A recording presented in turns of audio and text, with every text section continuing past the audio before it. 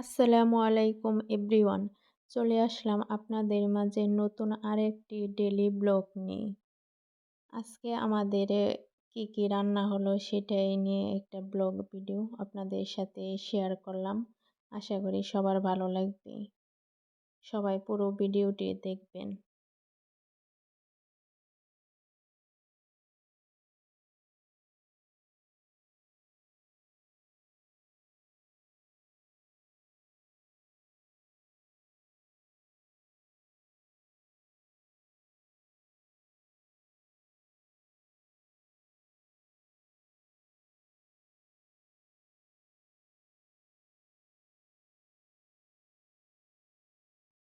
এখন মশলার মধ্যে মাছগুলো দিয়ে দিচ্ছি। আমি আপনাদের কোনো রেসিপি দেখাচ্ছি না আজকে। কি কি রান্না হচ্ছে এবং আমরা গ্রামের মানুষ কিভাবে রান্না করি এবং দৈনন্দিন জীবনের কাজকর্মগুলোই আপনাদের মাঝে শেয়ার করলাম। এখন মাছের মধ্যে তরকারিগুলো দিয়ে দিচ্ছি লাউ। আমি ভালোভাবে নেড়ে চেড়ে নিচ্ছি আর আমার আম্মু হচ্ছে লাকড়ি দিয়ে জাল দিচ্ছে। গ্রামের মানুষ আমরা লাকড়ি দিয়ে রান্না করতে বেশি পছন্দ করি মাটির চুলায়। মাঝে মাঝে গ্যাসে রান্না করি। তবে গ্যাসে রান্নার থেকে লাকড়ির চুলার রান্নার অনেক মজা হয়। এখানে আমি আবার হচ্ছে খিচুড়ি গরম করে নিচ্ছি। আমাদের মসজিদে ওয়াজ মাহফিল হলো, সেইখানে রাতে তবারক দিছিল। এগুলা খেতে অনেক সুস্বাদু এবং মজাদার হয়। সেজন্য গরম করে নিচ্ছি, খাবো। আবার এখানে আরেকটা তরকারি রান্নার জন্য মশলা কষিয়ে নিচ্ছি।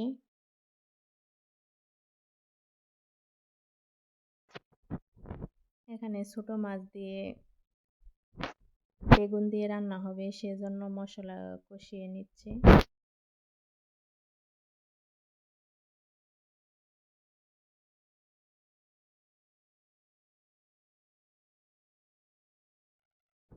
এখন মশলার মধ্যে গুঁড়া মাছগুলো দিয়ে দিচ্ছে। এখানে ট্যাংরা, পুঁটি আরও কয়েক রকমের পাঁচমিশালি মাছ ছিল, সেগুলা দিয়ে বেগুন দিয়ে রান্না হবে।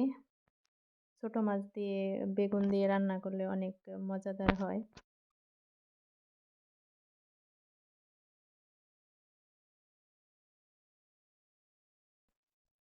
এখন আমি তরকারিগুলো ভালোভাবে নেড়ে চেড়ে নিচ্ছি। আমি ভালোভাবে নেড়ে চেড়ে নিচ্ছি মশলার সাথে বেগুনগুলো।